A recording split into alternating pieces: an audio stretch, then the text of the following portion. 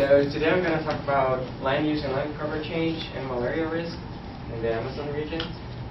Before I really talk about this theme, I want to give some background of why I decided to tackle this problem. So here I am 10 years ago. I didn't cut this tree, I'm not responsible for it. But nevertheless, I had just finished my undergrad in forestry. Then I worked for 3 years in a research NGO. I went to do a master's in forestry at the University of Florida. And during that time, I was working with sustainable timber yields in the Amazon region. And so I was able to get some papers published. I interacted with policymakers.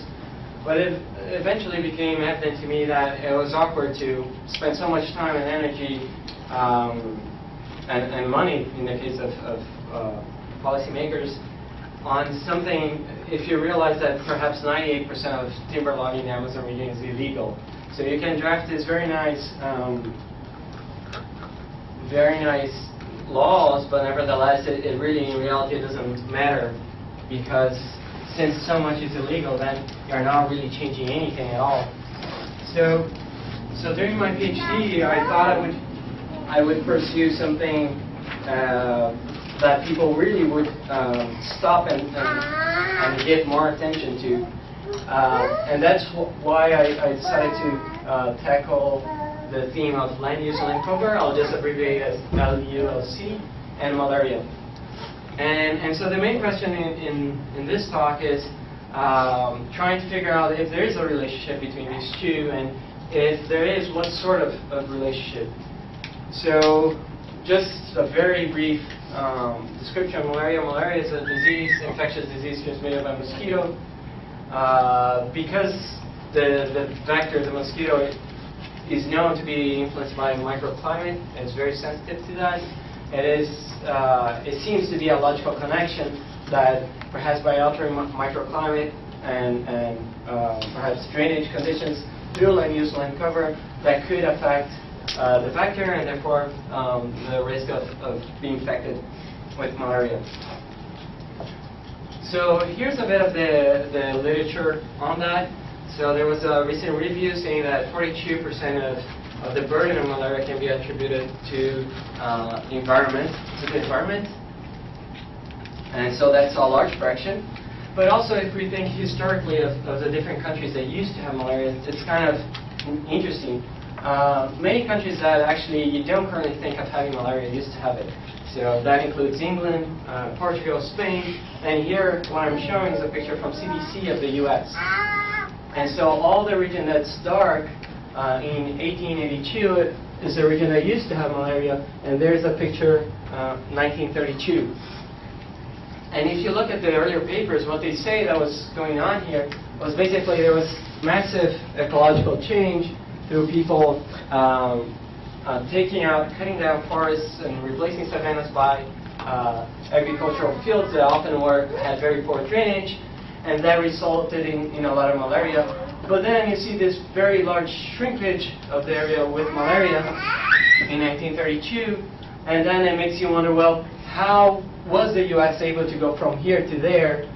And usually people attribute that to the drainage of the land, but there was also a lot of vegetation management, and you can think of that also as in terms of controlling the amount of vegetation around the mosquito breeding sites. And interestingly, as you probably know, history repeats itself, and we can see kind of a similar pattern going on currently in the Amazon region. So here's a picture, a time series of you can think of malaria cases divided by total population. So that's the annual parasite rate for the Brazilian Amazon.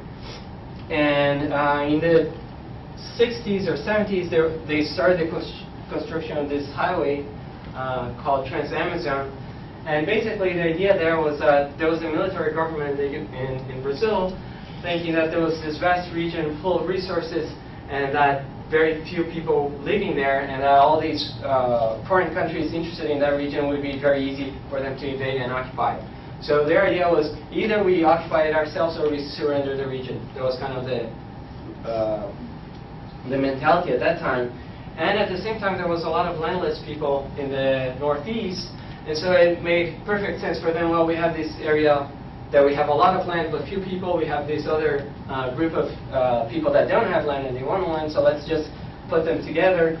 So they stimulated the human settlement in the region by paving roads, giving out lands. And what you saw at that time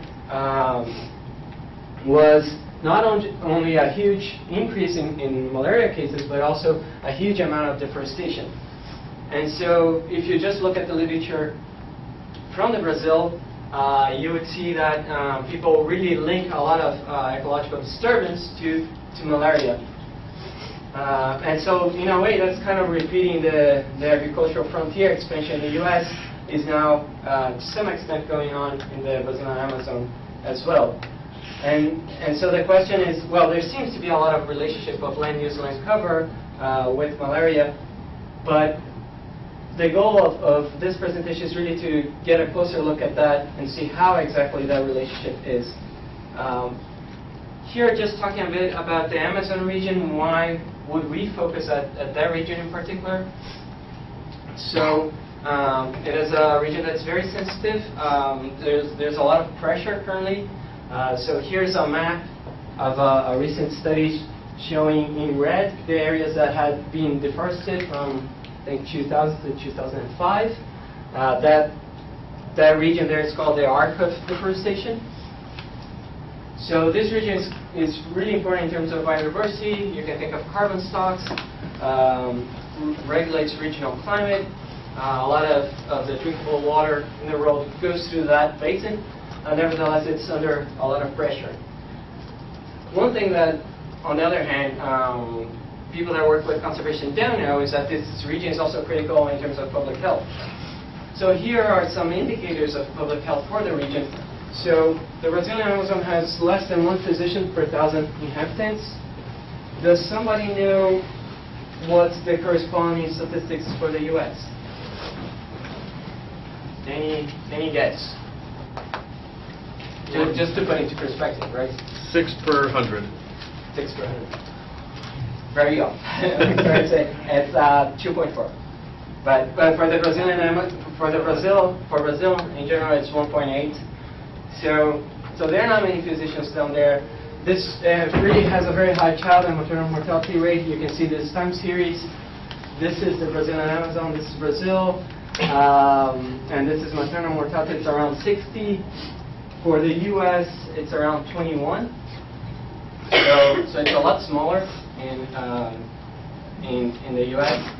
But I think for this talk, one of the things I find most interesting is that almost all fatalities in the Americas related to malaria are concentrated in the Amazon region. And from the entire country of Brazil, 99% of the cases are in the Amazon region. So it's this map showing in heat colors the areas that have higher malaria incidence.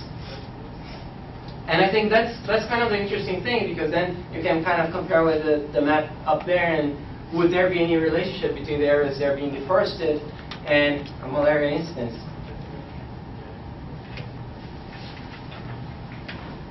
So because of this importance of this region, there have been large-scale conservation projects initiated and currently ongoing to try to reduce deforestation in the area. So there was this the world's largest forest conservation initiative, and also the Brazilian government has stated repeatedly its intent of reducing deforestation. So there's that official commitment to reduce deforestation by 8%. But also, because of its public health importance, there are other large projects aimed at reducing malaria in the region.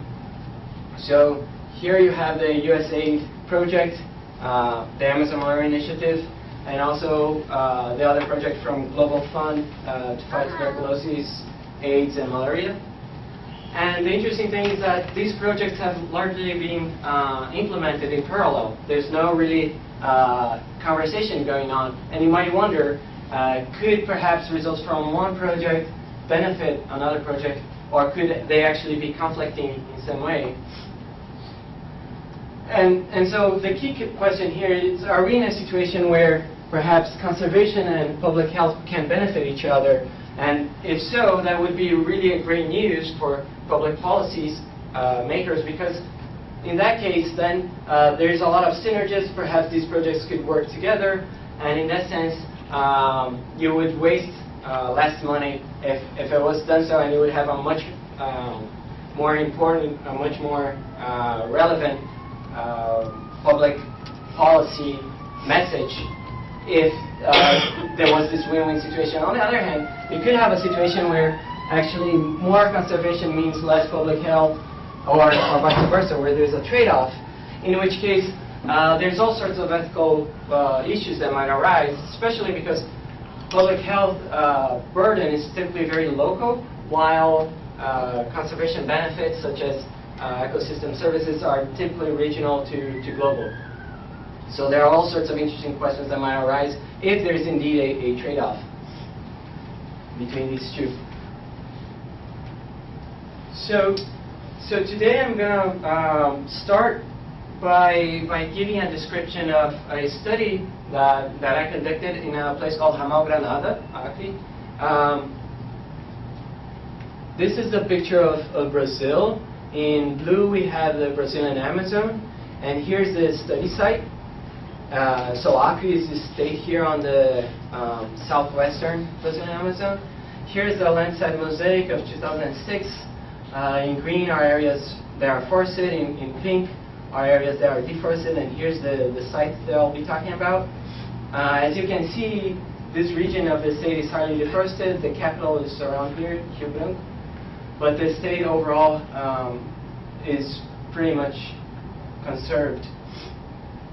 So zooming into this area, basically, this is a depiction of the study site. In green are the places that are the blocks of forests. Black here you have the roads. So, and in red, the red dots are the individuals that were sampled for malaria. On total there were 480 individuals. And so this is a rural settlement area. And a nice thing of this study, so basically the way this study initiated was basically I teamed up with Brazilian epidemiologists that were working in this area. And the interesting thing is that there's a natural gradient of forest if you go from the primary road to the end of the secondary roads. And that's basically because as settlers arrive, they typically want to be close to the primary road, and then the ones that arrive later, they get further and further away. And so often this area has a lot more deforestation simply because people have been there for longer, while up there's not that much deforestation at all. So there's a natural gradient, which is particularly nice for this study to really tease out and evaluate if this gradient has an effect on malaria risk or not. Just to say that this area has been still undergoing a lot of deforestation. So all the polygons in red over there are areas that were deforested between 2004 and 2007. The other thing I want to emphasize in this picture is just to keep in mind the scale that we're working. We are working in 20-kilometer more or less scale, and this will become important when we go to the second study that I'll be talking about that will be a much larger spatial scale. So, as I mentioned, the epidemiologists with whom I was working with, they had done these 4 cross-sectional surveys in that region. Basically, they go in, they enlist everybody that wants to participate in this study, and they sample the individual at 4 different times, regardless of if they're feeling symptoms or not. And that will be important, and I'll stress it later on in this presentation. And they also use PCR, polymerase chain reaction, and microscopy too. So they take a blood sample, and then you got to figure out if the plasmodium, the agent that causes malaria, is in there or not. And you can use a molecular technique, the PCR, or basically microscopy. So they had collected this data. When I went in 2010, I collect a different data set. Basically, I went to the health posts and tried to get the records for the same individuals that were sampled up there. I wanted to get their records to see when and how many times they were sampled for malaria, and what were the results. Now, the tricky thing of this type of data is that it's just microscopy. So microscopy is the standard of the Brazilian surveillance system. They don't have PCR applied to the entire system. And microscopy is cheaper, but it's actually less sensitive, so it's not as good as a method as PCR. And the other tricky thing with this data is that, as you can imagine, people don't go to health facilities just because they have on their schedule. They're feeling sick. And so it's hard to make inference on the prevalence for the entire population if all you have is data from people that felt sick. And so we had a number of challenges. And what researchers typically do when they have this type of data, they say, well, let's ignore the government surveillance data. We know it's biased. Microscopy is not all that great. Perhaps we'll just use the cross-sectional surveys, and let's stick with the best method, the PCR. And we can do all our analysis based on that. And my intention was to try to integrate these data sets with the idea that perhaps there would be a lot of information here. It was just a matter of knowing how to do that properly. And so these were the modeling challenges. We had to integrate the different case detection methods. So the government surveillance data just having people that are feeling sick, the cross-sectional surveys sampling everybody regardless of symptoms, different pathogen detection methods. Both I wanted to use microscopy and PCR within the same model. They have different sensitivities, specificities. And I also wanted to make inference on two things rather than one. So I here stands for the infection status, and S stands for the symptom status. So I wanted to make inference on what were the factors that influence the chance of the person being infected, but also what were the factors that influence the person having symptoms given that the person was infected. And so that's a bit harder to do with standard methods like logistic regression, so we built our own model to do all these three things. So I'm not really going to go into the details of the model, but just to say that I'll just report the results. But part of the overall novelty of this was also in the modeling approach. So here are some of the findings. Basically, on this axis we have forest extent as a fraction of the area in which each person lived. So as forest extent increases, the chance that you're infected increases. So these are these lines. There is a significant interaction with precipitation. So if you live close to forest and it's raining a lot, you have a higher chance than if it's not raining. The other thing that was also kind of interesting was to look at some forest-related activities. So here we have extractivism, hunting and fishing, and here's kind of the three things: being a man and participating in these extractivist activities and hunting and fishing. So just to show that being engaged in these forest-related activities actually, at least based on our model, increase the chance of being infected.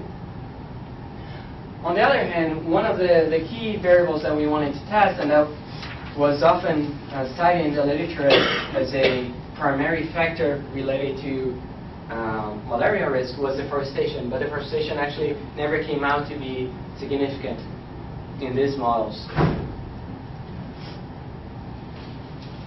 So some of the things that we can do with these results is, for instance, to make a map of infection prevalence for the entire region. The green polygon over there is the study area, and we extrapolated. And what you can see in this figure, besides the road network, you can see there's a river that crosses diagonally the site, and so there's a high infection risk close to that river, but also in large blocks of forests here, here, here, you can see a predicted higher risk of acquiring malaria.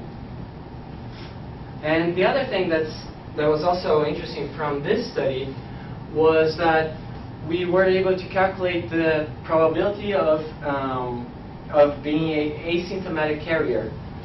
So asymptomatic carriers are those individuals that are infected, but they don't show the symptoms. And this is kind of a tricky population to sample because they never go to the health facility because they feel perfectly well. And nevertheless, they can continue transmitting the disease. And so typically when you're thinking about eradicating malaria, it's important for you to figure out, well, how can you figure out who these individuals are? And so based on the modeling results, what we see is that people that live in areas with a lot of forest, so basically in this side of the plot, and they are actually relatively new to the region, so that's time in Afrilandia, are the ones that are more likely to be the asymptomatic carriers. And that result has a lot of public health implications, I thought, and nobody really had looked at that yet. So, and the nice thing of being able, this is the rationale for trying to model both symptoms and infection status simultaneously, is to try to draw an inference on who these asymptomatic carriers are. You can only do that if you integrate these two outcomes. So one of the things that I found most interesting, but I never got to publish, is this result. So the researchers, when I went there, they used to be working here from 2004 to 2007, but then they moved. They went to way over there. And the reason for doing that was that there was no malaria case on the region that they were working previously. And if you just look at all those green polygons which represent the forest cover, it's kind of interesting to see that, well, perhaps this area was had a lot of deforestation. There has a very high forest cover and high malaria risk as well. So all these seem really to suggest that being close to forests, regardless if you're deforesting or not, actually increases your risk of being infected. So these were the main results from the case study that we did. And now we're going to move to a much larger spatial scale. And before doing so, I would like to know if you guys have any questions regarding this study, just because we're going to move on to another one. And for those that arrived late, there's actually food and drinks back there. Yeah. Can you go back a slide? I guess it's more of a medical question maybe, but is there a reason why those who may be new to an area aren't showing symptoms? I guess my general thought would be that if they've been in an area longer, they may have some sort of acquired immunity where they're not showing symptoms but may carry the parasites. Right. So the modeling results showed two things. One is that if you're living longer in the region, you have a smaller chance of being infected. So there's some sort of acquired immunity. As you see, usually people used to think of, in many African countries, malaria incidence actually decreases with age because you have been exposed to a lot more malaria and then you have some sort of acquired immunity. But this also happens in other regions of the world, and that's what we found here. But the other thing that we found was that if you were infected, you have a higher chance of showing symptoms if you were living longer in the region. So it almost seemed like that you are only being infected by the most virulent strains. So if that virulent strain is able to infect you, then you're more likely to show symptoms. Something along those lines. So before drawing this plot, it wasn't clear how these different things played out because they were really going to opposite directions. But it turns out that actually people that are newer to the region, they are less likely to show symptoms and to be infected. So Dennis, is what you're saying that it's for this calculation, it's the total number of carriers is decreasing because of immunity, and that's the reason you're actually getting this increase or decrease in asymptomatic, just simply asymptomatic carriers. If you said what's the probability of carriers that are asymptomatic, that wouldn't necessarily be decreasing with time. What I'm saying with this figure is that So if we went into the region right now, and we sampled, say, people that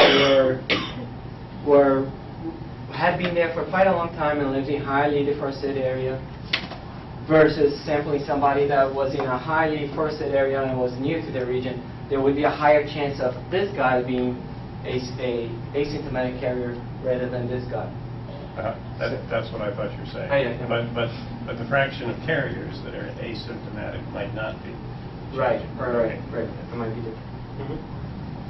Hey Dennis, just out of curiosity, anecdotally, do you have information, or does the region have information, are you seeing like a replacement of dengue as you have more higher population?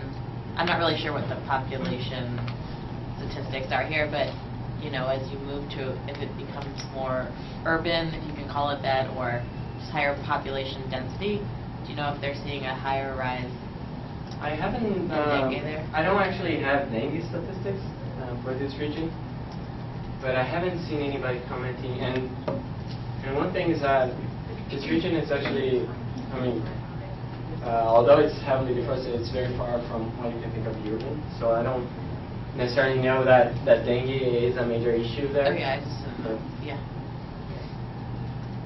But it's an interesting question. So I never got to publish this, but I thought really this result was really interesting. And talking to the epidemiologists, they never agreed with saying, well, areas with high forest cover actually imply higher malaria risk. But if you just look at the patterns of where they went and so on, it seems suggestive. So now we are going to go from 20 kilometers to 1,300 kilometers. So this picture over there is the Brazilian Amazon. Each gray polygon is a different county. The black polygons are the different states. So this data is quite interesting, quite rich. Everything comes from the Brazilian government surveillance data. It's 4 years and a half, approximately, 2004 to 2008. Covers a huge area and a huge number of malaria cases, 2.5 million malaria cases.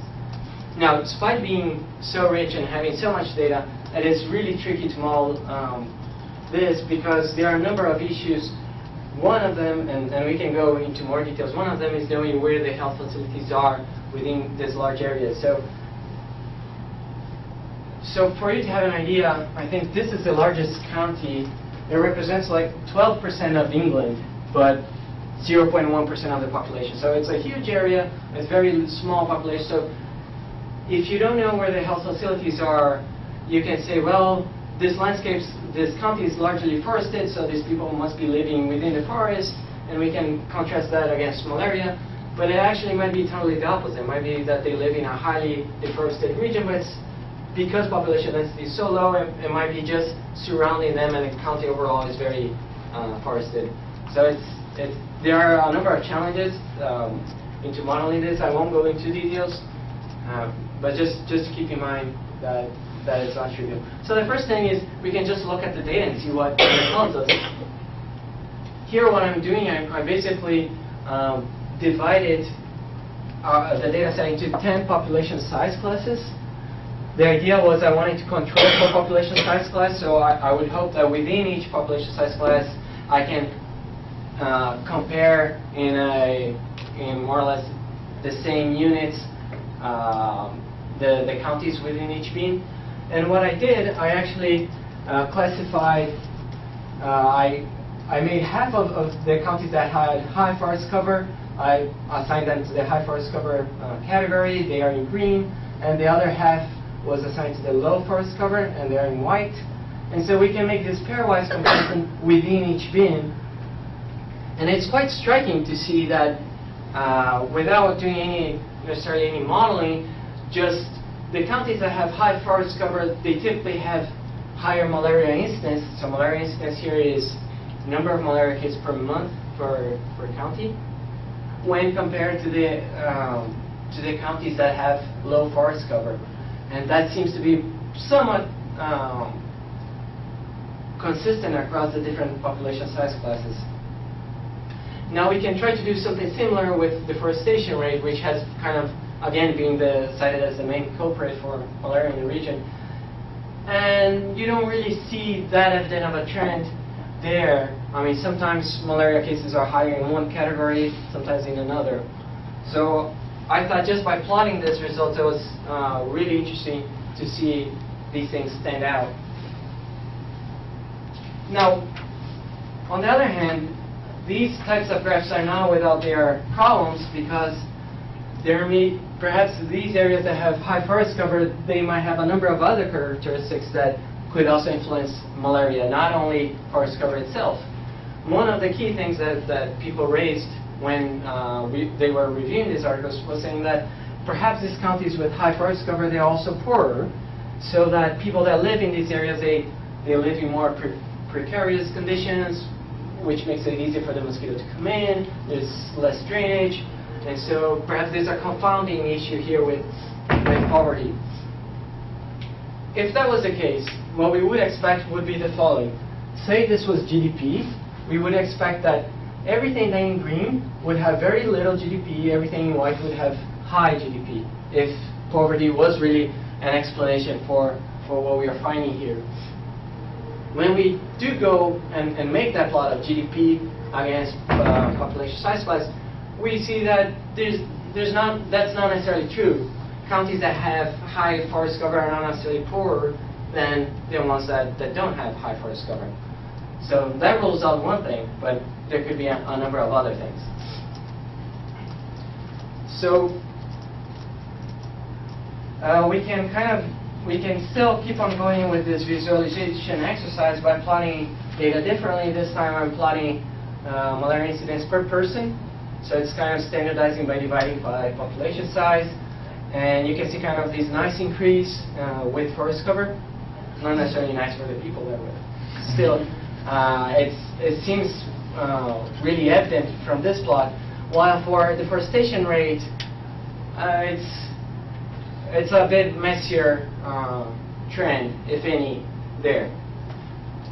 So again, it's going back to the idea, well, could it be just the fact that you're close to the forest rather than necessarily being engaged in deforestation be the main reason behind having malaria?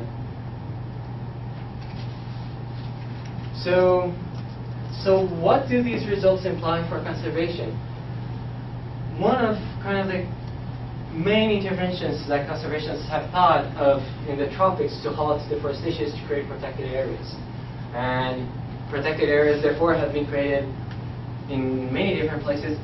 In Brazil in particular, I think a lot of the expansion of the protected areas network in the world has been in the Brazilian Amazon, partly because of those statistics related to deforestation rate. So we can try to see, well, could perhaps areas close to protected areas have higher malaria incidence? Maybe that's a reasonable thing to ask if we think that indeed forest cover is related to malaria incidence. And we see somewhat of an interesting pattern that on the different beans, the areas that are close to protected areas tend to have higher malaria incidence. And that kind of repeats itself. And so when people are saying about creating protected areas, it might be important to consider side effects, for instance, on public health.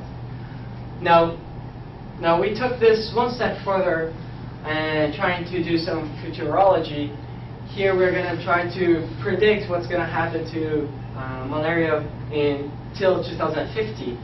And to do that, we rely on two things. First, we fitted a statistical model to our data. This statistical model related the number of malaria cases with deforestation rate, forest cover. There were also some climate covariates, and there were some random effects to control for other things that we weren't specifying in the model. And the other thing that we had in our hands that was really neat was this land use land cover simulation model, where in 2006 there were these researchers that published a paper in Nature where they created this model and they tried to predict what would happen to the forests in the Amazon region through time. And they did so for two scenarios. One scenario was called a governance scenario, and the other one was called business as usual scenario. business as usual basically consisted on continuing the paving of the roads that were planned and were ongoing at that time. The protected areas would be mainly paper protected areas in the sense that deforestation could occur within them, up to I think 40%.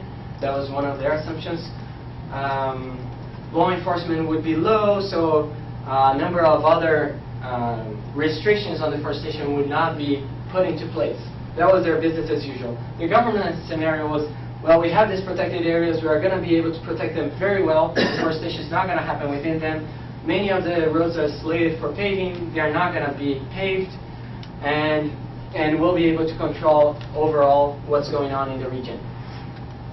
That was the governance scenario. We can use the simulation model results as input for our statistical model to then predict what would happen in terms of malaria. So we rely on this quantity. So C is the number of malaria cases for site I, year Y, under the governance scenario, divided by the number of malaria cases under the business as usual scenario. So ratios that are bigger than 1 mean that perhaps by decreasing deforestation, avoiding deforestation, we have higher malaria cases number relative to the business as usual. Ratios smaller than 1 mean the opposite. And what we see here, the projections, is that while we start in a mixed situation where there is part of the counties actually have this ratio being smaller than 1 and part have higher than 1, as we go into the future with more and more prevented deforestation, shown as this green polygon in the back, we go into these heat colors, basically showing that this ratio really tends to be greater than 1 as we prevent more deforestation. And still playing around with this idea, if we're going to summarize information across space, kind of take an average for each year over all of these counties, what we see is the following. We see this trend. So in green, what I'm showing is the prevented deforestation. So, and here's time. So we are able to prevent approximately 10% of the deforestation by 2050 if we are in the governance scenario versus the business as usual scenario. On the other hand, this ratio of malaria cases under the governance versus business as usual scenario also increases, and it's almost like a parallel to this green line, and increases up to 2 point something, and so it almost doubles. And so those are really interesting patterns that suggest that these conservation actions can have or may have important implications for malaria. And so here are some of the implications. So one of the things that people are stressing a lot in the region refers to RED, which is reduced emissions from deforestation and forest degradation. And usually when you think about, well, how much does a 1 ton of carbon that we avoid emitting cost, people usually think, well, if we are not taking the forest out, then we are actually impeding agricultural production. So they usually think that the opportunity cost of that 1 ton is related to the production of agriculture. But the results that I just showed actually suggest that there's more to that story than just agricultural production. There might be some costs related to public health for the people that live in the region if you are to preserve the forest. The other thing is that, again, as I showed in the beginning, you have these large, massive projects going on both in the conservation and global health arena, but they don't necessarily talk to each other. It might be the case that they should, and so what I'm saying over there is that basically there needs to be more coordination between conservationists, conservation scientists, epidemiologists, to really understand these different trade-offs that can occur. And also, if you think about ministries, typically ministries are ministries of health, ministries of environment, and each one work within their silo, but actually there needs to be a bit more integration there. One final note here, this talk is not about so let's deforest everything and that will be better for all. But it's just to say that there are many trade-offs that could exist, and if you don't know about them in advance, some decisions that you can make might be not the optimal. And so indeed these ecosystems are really important for a number of reasons, but then it's also important to acknowledge that they may have a number of other impacts if you keep them, and how really to decrease malaria toll while keeping this ecosystem is kind of the key question. And the first thing is really to identify where these trade-offs could exist. So with that, I'm ending. These were 2 chapters of my PhD thesis. There are other 2, but I think I wouldn't have time to present. So this is what I brought to you guys today. Thank you.